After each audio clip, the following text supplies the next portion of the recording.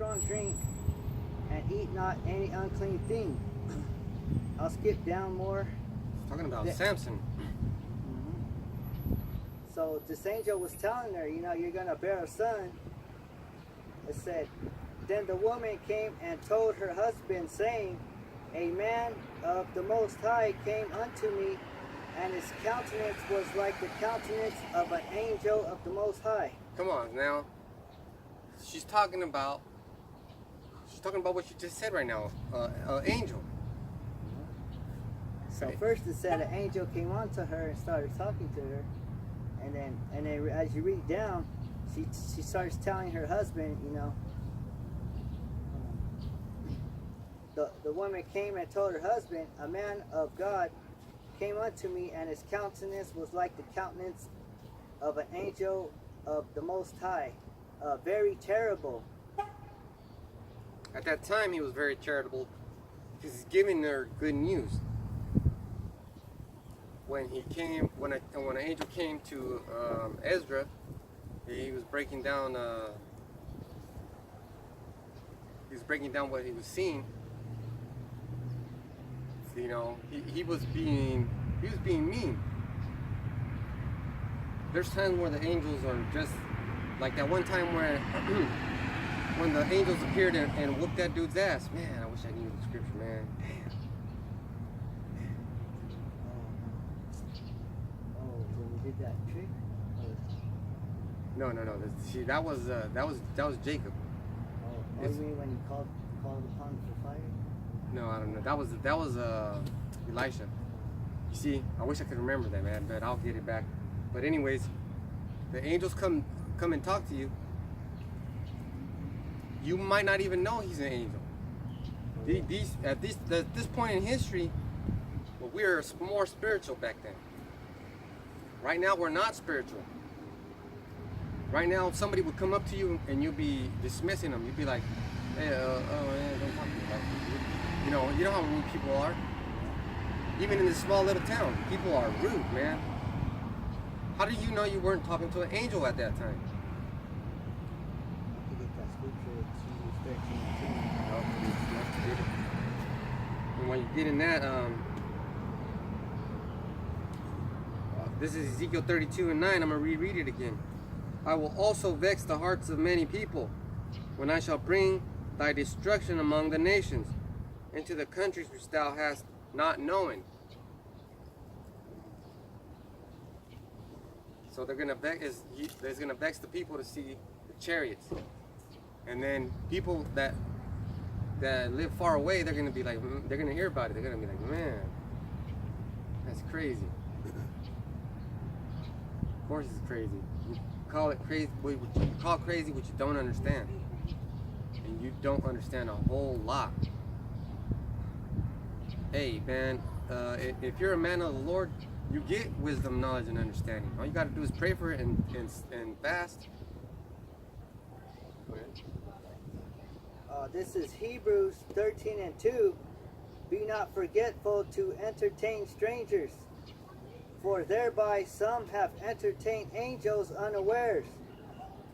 See, so you always got to give somebody a chance.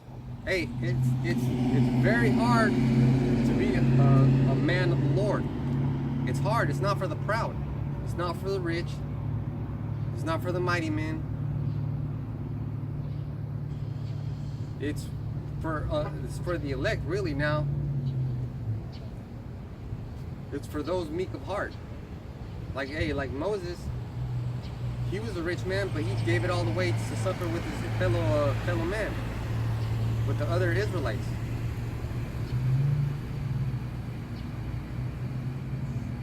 Man, and what happened to Egypt? Those plagues were different chariots bringing those plagues. Especially when the firstborn was killed, guess who was on the scene? Death itself. Yahushua sent death, the death angel. Hey, go get those motherfuckers.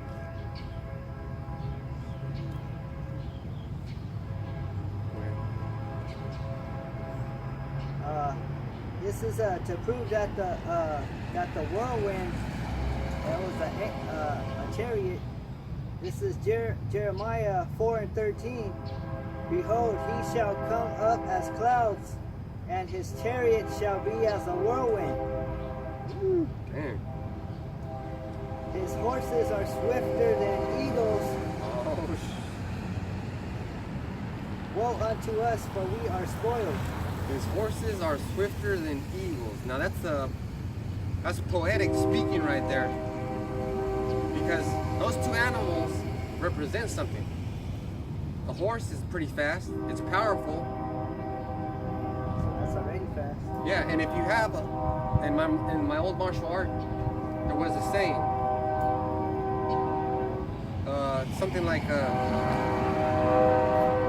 can accomplish a lot with 1,000 warriors on foot, but if you give me one on horseback, that's like 10,000. Can you imagine a foot soldier, but a guy on a horse coming in real fast, just doing it, learning the archery? A man on a horse and a man that's a warrior on a horse is dangerous. Dangerous. Just look at Pancho Villa. Dangerous. Emiliano Zapata, he was on a horse most of his damn life. And now what about the eagle? The eagle's in the sky. So how can a horse be compared to something that's in the sky? Because that chariot has the power of many horses, and it can move like many eagles in any direction it wants. Because they compare horses to cars, because that's why they call it horsepower in the engine, because that before cars it was horses. Yeah, a horse-drawn chariot. Hey, Ak, would you buy a car that had 1,000 rabbit power? How about 10,000 gerbil power? No. What about 400 horsepower? Yep. That sounds more powerful. 1,000 horsepower in a car, can you Sounds imagine more that? faster. Like a Lamborghini, it's pretty fast, man. It's a fucking waste of gas, but it's pretty fucking fast. So just imagine if a Lamborghini could fly. That's why they some of these cars they name after animals too. Like the Lamborghini Countach. They named these cars fantastic names. Countach means wow. That's what you people are gonna be saying when these chariots come and fuck you guys up. And I'm glad you guys are laughing right now. I'm so happy. Barakatah Yahweh, Barakatah Yahweh Shai. Keep laughing. He who laughs last, laughs the best. They're laughing at us, but we're laughing at them. Oh man, I'm actually sad for them, man. Not really. It's like a mixture of sadness and laughter. Sad laugh, you can call it. Because if you're laughing at us, I don't know what the hell you're thinking. I got a job. This brother's got a job. Yeah, we're catching hell, and that's what you're supposed to be doing if you're in the truth. We're catching hell, we got jobs. We're working for the so-called white men. We're still in slavery. We need Yahushua to come back and save us. It's not as easy as going into the so-called building that you guys call a church and giving the priest or the preacher half of your fucking paycheck. How about you take your ass out to the streets and work for it?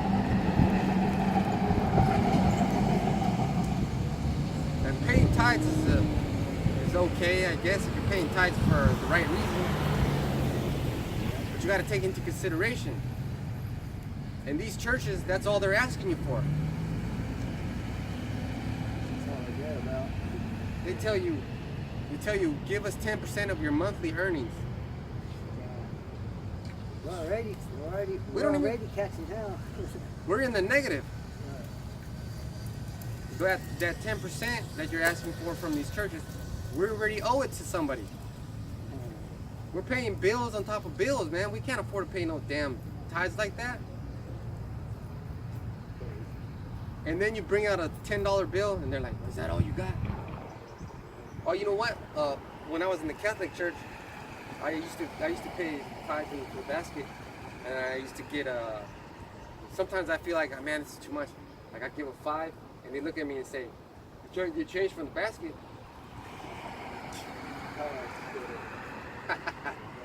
You can't get change in the basket, and then they send you those fucking envelopes so that you can pay money without going to church. If you're not going to church, That's crazy. that's fucking funny. First of all, we're not supposed to be paying taxes because taxes is against the scriptures. It's called usury. You know, and then we're supposed to be getting paid at the end of the day. Every day you work. After our work is done, that's when we're supposed to get paid. We're not supposed to wait a week or 2 weeks. You're not supposed to put a lien on it or hold it. Because when they do that, look, when you get paid at work, let's say I worked 2 weeks and yesterday was the day to turn in your time card. So now they got to do it. By the time I get my money and I sign the time card, they're getting interest on that shit. They're making interest on me working hard. And I don't give a fuck anyways, man. Give unto Caesar what's Caesar. Because I'm going to give unto Yahweh what's Yahweh's. And that's make myself a living sacrifice. And then also, there's something that's called the 7-year release. And if you're in debt with somebody, you know, if it's 7 years gone by, you're supposed to release that debt. You know?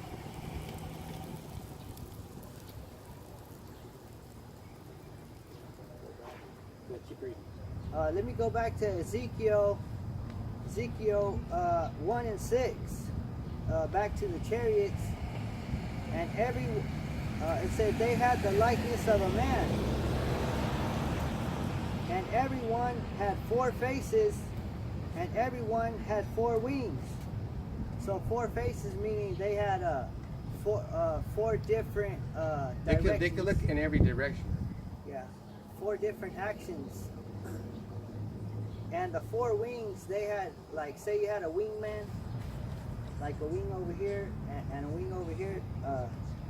They had 4 wings, like on, or how they have that V. When the birds fly, they have that V formation. Okay, so the brother was talking about slaves, right? All right, go ahead. And then it said, and their feet were straight feet, and the sole of their feet was like the sole of a calf's foot. Straight feet meaning they were uprighteous people in those chariots. And they sparkled like the color of burnished brass.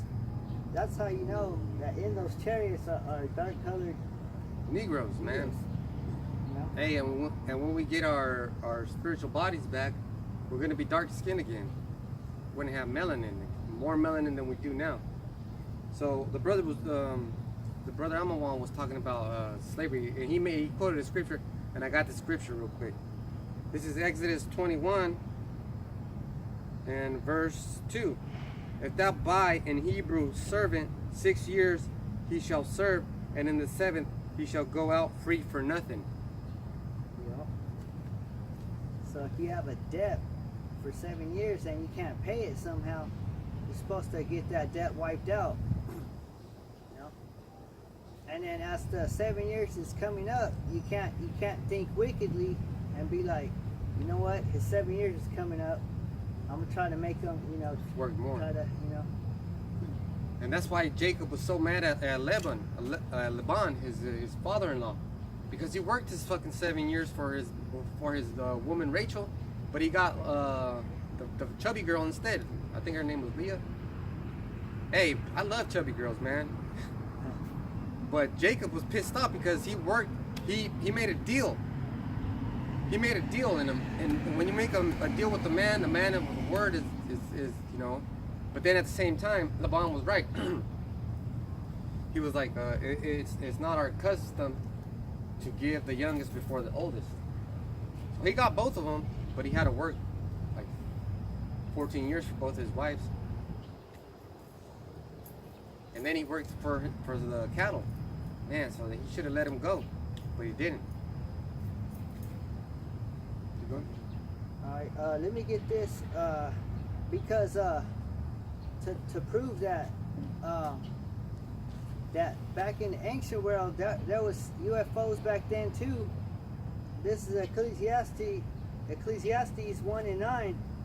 The thing that hath been, it is that which shall be, and that which is done is that which shall be done, and there is no new thing under the sun. Verse 10. Is there anything whereof it may be said, see, this is new? It hath been already of old time, which was before us.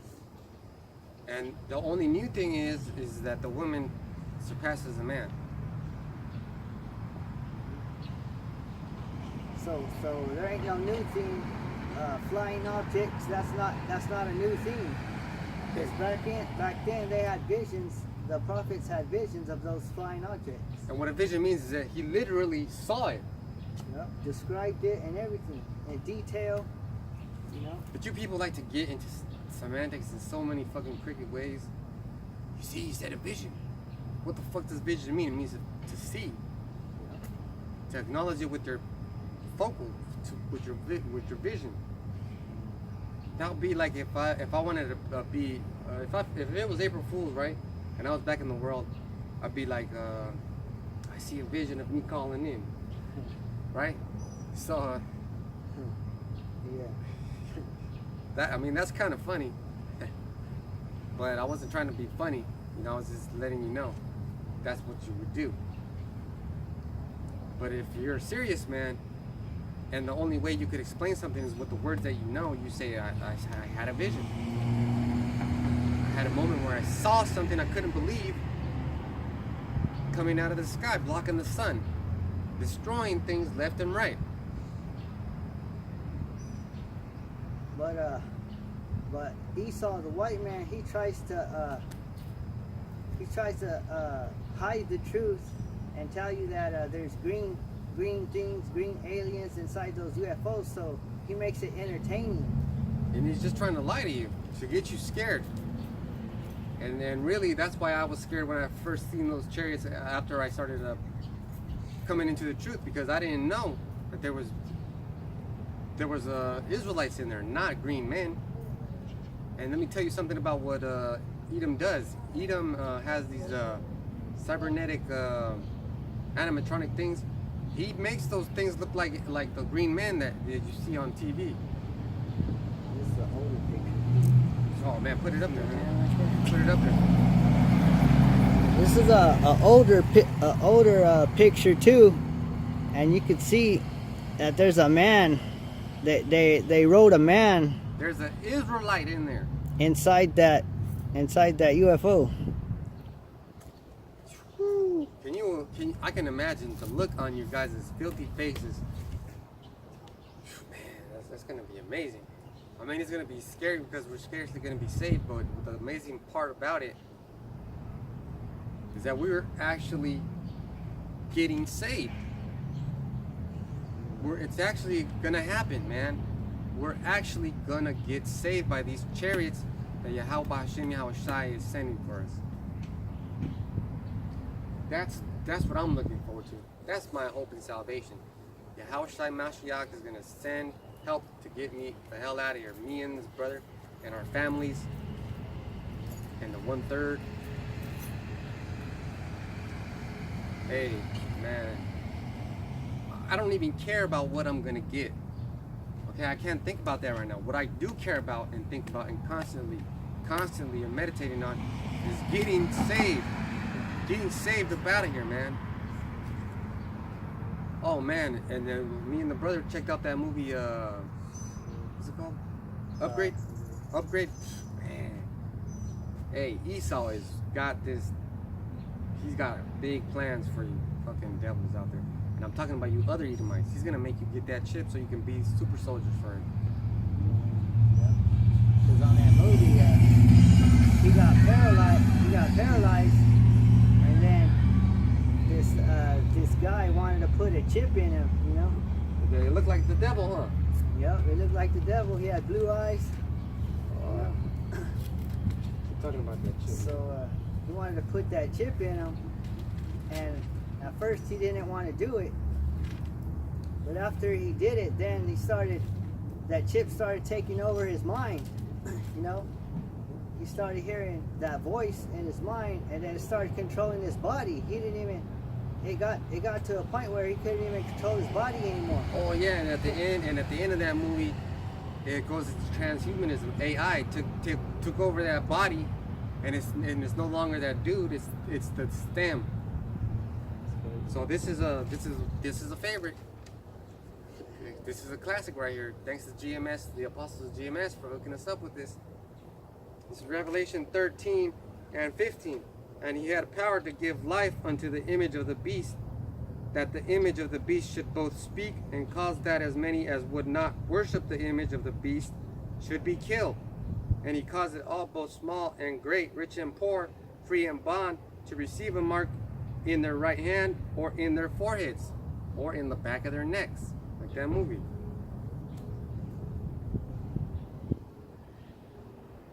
Or the chip, or it was in his forehead because it was in his mind. You know, that chip already took over.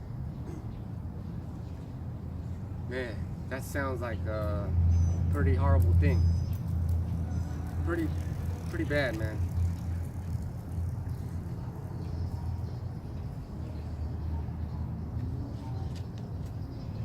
Let me get this in Ezekiel 32 and 10. Yea, I will make many people amazed at thee, and their kings shall be horribly afraid of thee.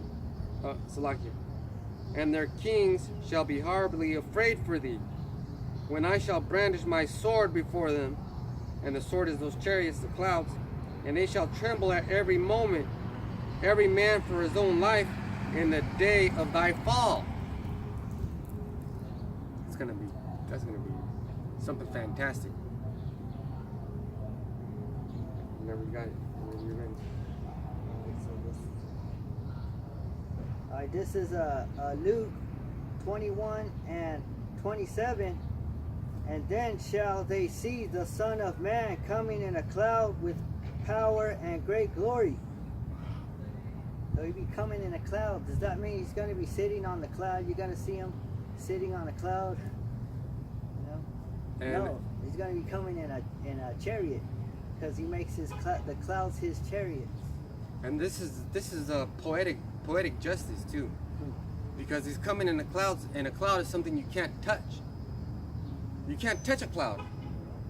Esau, you ain't gonna touch Yahweh Ba'ashem Yahweh Shai's chariots, man. You ain't gonna touch nothing. Think of a cloud, man. Can you touch a cloud? Can you smell a cloud? Can you get inside a cloud? You can't reach it, man. These knuckleheads, man, you guys need to get a dictionary and eat that shit for lunch, breakfast, dinner.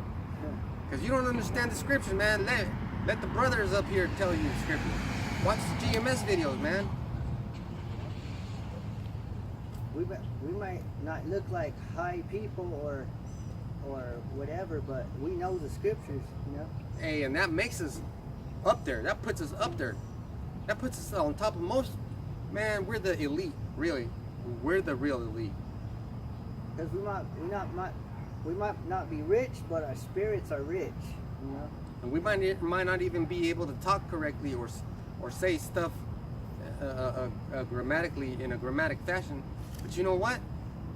We got this right here. Yeah. We ain't gonna be scared. I mean, it's gonna be actually funny to see you guys fucking die. Why? Because we seen you passing up and down the street, and we see the face that you make. We see the smirk on your face.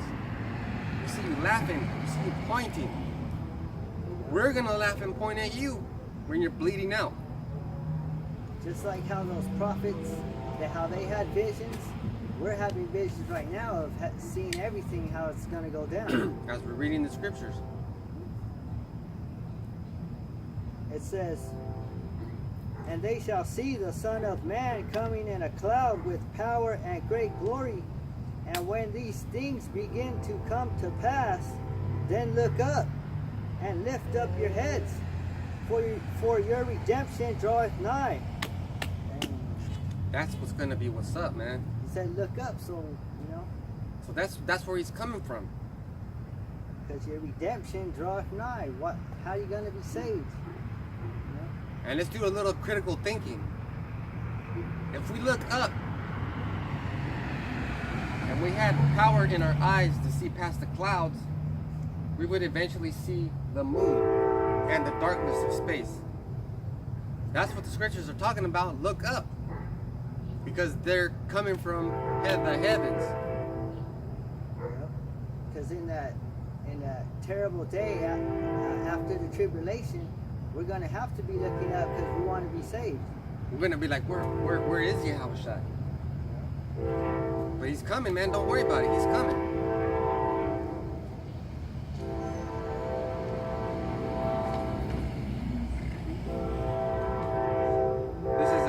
This is Ezekiel 32 and 11. For thus said the Lord Yahweh, the sword of the king of Babylon shall come upon thee.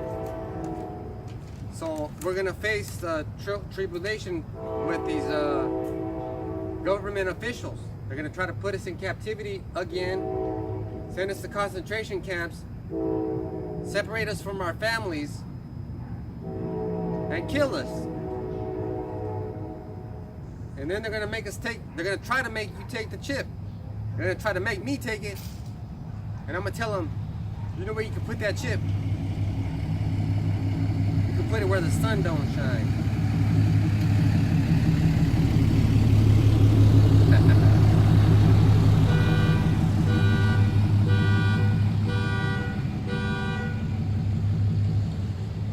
Alright, so I'm going to keep going over here. By the swords of the mighty will I cause thy multitude to fall. The terrible of the nations, all of them. And they shall spoil the pomp of Egypt, and all the multitude thereof shall be destroyed. Now we know it's said in Egypt, but at this point in time, Ezekiel's not in Egypt anymore. Now he's not talking about the time where the Ptolemies ruled Egypt either. He's talking about spiritual Egypt, where we're at right now. These times, these are the latter days. Hey, wouldn't it be awesome if some latter day church guys came riding their bikes? I'd be like, hey, can I ask you something? Latter days. And the only reason I don't ask these people that pass by is because I see the look in their face. They're not trying to hear it. And I don't want to waste my time. And I am not about to start no arguments with somebody on the street. This is for the elect now. At this point in time, it's for the confusion of phases that are coming in. The last of the last. Maybe we're bringing in the 1/3. Who knows? This is hope for the hopeless. We're giving you hope. You heard before that all Israel is all black. We have a hard time in our own community because the so-called black Jews, they say we're white. They don't accept us. And also like that, the confusion of faces are going to come in and they're not going to accept those people. They're just haters. You got some? Yeah. This is Isaiah 66 and 15. For behold, Yahweh Hashem Yahushai will come with fire, and with his chariots like a whirlwind, to render his anger with fury, and his rebuke with flames of fire. But I thought he was going to come back to make everything better. I thought he was going to come kiss me on my boo-boo. Oh, shit. What, can you read that again, Doc? That was beautiful. This is Isaiah 66 and 15. Hold on, let me go back a verse. Okay, let me set you up right here. Now this is in the New Testament, and that's in the Old Testament. Again, this is a goodie. Say Matthew 10 and 34. Think not that I am come to send peace on earth. I came not to send peace, but a sword. Now it's the words there was came, which meaning that it already happened. But he's gonna come again to bring the sword. He's not talking about I came before. He's talking about when we see him, he's gonna be after it happened, because he came, right? He came, and then we saw him. You can't see someone when they say, "Oh, well, I'm coming." You see someone when they say, "Oh, I'm here. I came. I'm right here." Because it says in Isaiah 66 and 15, and that's the top of the chapter, and it says God's final judgment against the wicked. It says, "For behold, Yahweh Hashem Yahweh Shai will come with fire, and with his chariots like a whirlwind, to render his anger with fury and his rebuke with flames of fire. Also, for by fire and by his sword will the Lord plead with all flesh." Hey, that's how he's gonna plead with you. Plead with all flesh. You want to get that word plead? And this is Ezekiel 32 and 13. "I will destroy also all the beasts thereof from besides the great waters, neither shall the foot of man trouble them any more, nor the hooves of the beast trouble them." That point in time is going to be destruction. Destruction, man.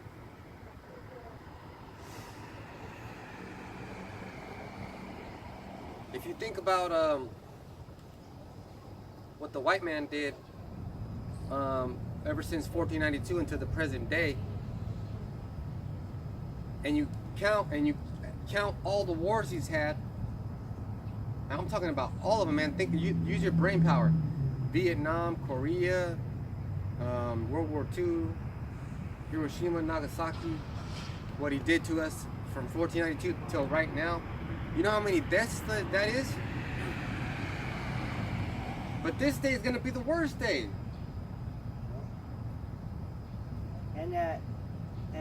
And Christopher Columbus too, he knew that there were chariots too, because on his way over here to the Americas, he seen a chariot, and that's why they have that movie St. Elmo's Fire. I was about to say that. We should watch that. St. Elmo's Fire. We should definitely watch that, man. and how did he know to get over here? Was because the prophet Ezra, he knew the calculations how to get here. And it tells you in 1 Kings too. It takes 3 years to get here, and then you go into 2nd Ezra, and it tells you it's a year and a half back and forth.